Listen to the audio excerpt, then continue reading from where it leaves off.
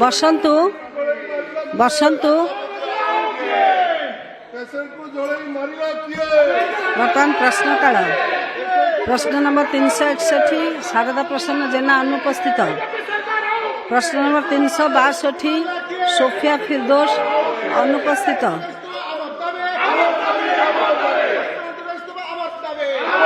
प्रश्न नंबर 363 बाबू सिंह अनुपस्थित। प्रश्न नंबर 364 विधायक अमरनाथ अधिकार प्राप्त संसदीय व्यापार मंत्री उत्तर रखिबे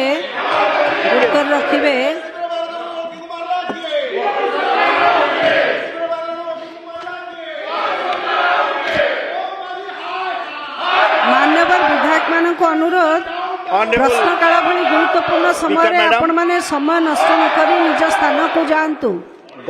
मान्यवर मंत्री ऑनरेबल स्पीकर मैडम गत 5 वर्ष मध्य राज्य रे 2882 संख्यक सरकारी कोठा आरडी विभाग द्वारा निर्मित होईछि एवं सेथि मध्यरु 42 गोटी कोठा अव्यवहृत होई पड़ी रहिछि।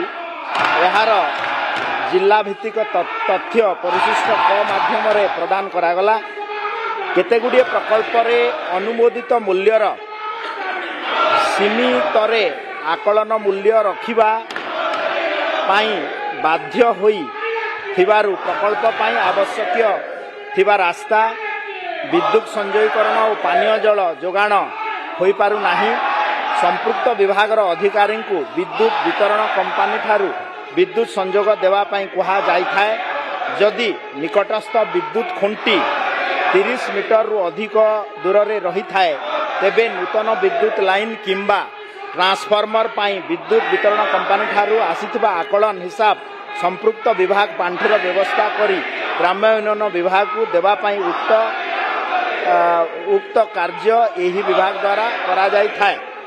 सेही पांठीर सीमित आकलन मूल्य हेतु जो कोठा गुड़िक रास्ता और जल जोगान व्यवस्था जोगु व्यवहार होई पारु नाही एथि निमंते पांठी व्यवस्था करिवा पाई संपृक्त विभाग को अवगत करा जाई आवश्यक पांठी मिलिबा परे एही कार्य को संपूर्ण करा जाई व्यवहार उपयोगी करिवा पाई आवश्यक पदक्षेप निया जिवो।